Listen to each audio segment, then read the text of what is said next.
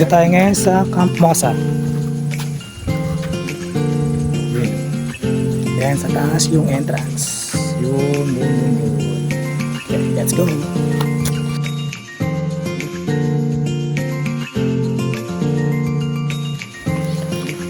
Yan guys, packet na kami sa papuntang Camp Mosa. This one, parang siyang tag ito, grotto sa kamay ni Jesus pero okay lang yan guys kasi hindi mo masyado matarik.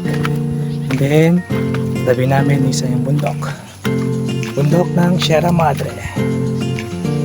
Yun, patayin guys. And guys, akit na tayo. Entrance pala is 20 pesos.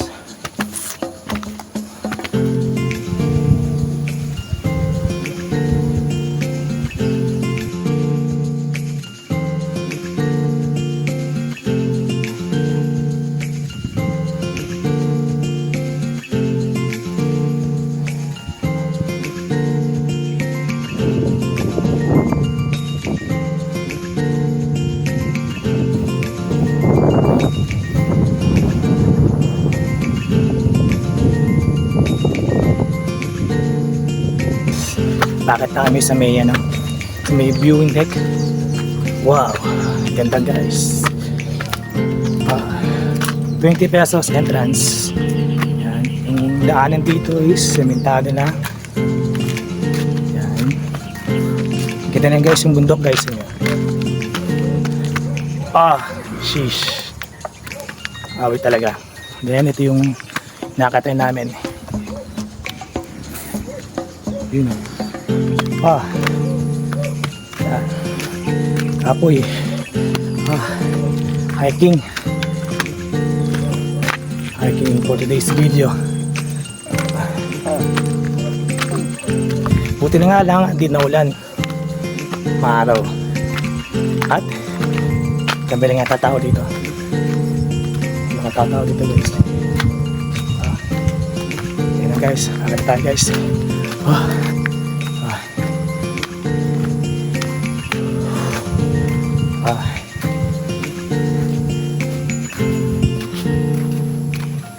Tayo sa itawag nilang view deck.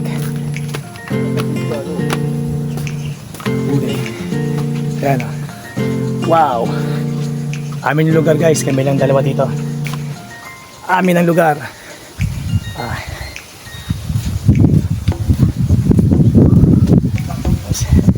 Kami lang. Visit o ya. Parang sa gulod lang siya tanay. Pero kita dito yung bundok guys.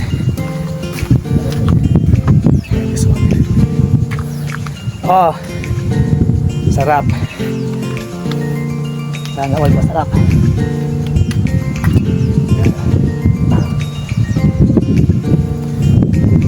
Tinatawag na lang view deck ng Camp Mosa.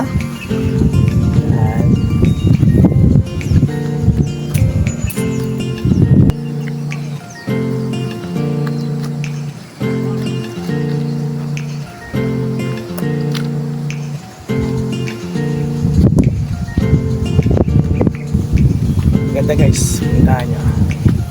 Saktos, walang katao-tao guys, kami lang. Parang amin yung lugar. Nakakatanggal ng stress. Kahit paano, hindi malayo sa Metro Manila.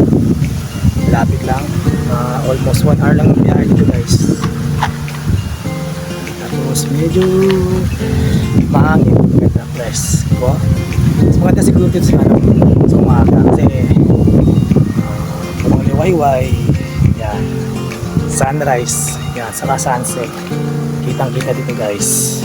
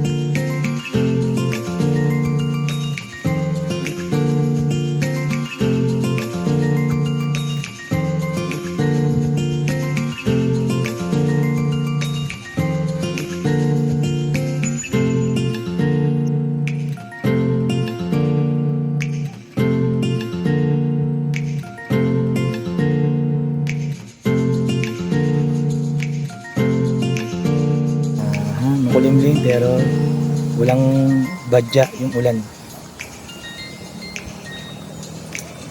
Para siyang ano, ng Casa Peregrine, kaya lang di masyadong tao, di siya crowded. Di katulad din nakaraang linggo, Sabado at Biyernes.